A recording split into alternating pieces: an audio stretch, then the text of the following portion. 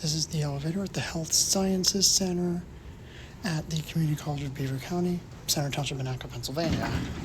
This was originally a Westinghouse from the early 1970s with EPCO fixtures, but it was modernized by TKE elevator, H-Power, with Mad BSN, just fixtures.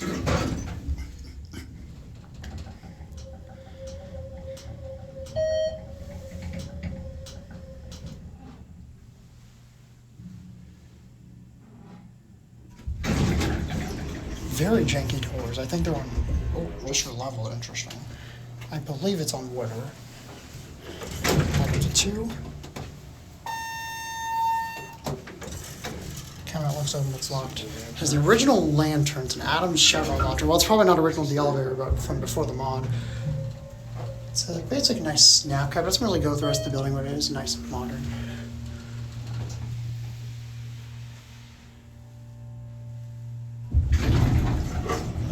Obviously, the electronics and the lantern are new, but the lantern itself is original. Still has the Westinghouse E5A interlock.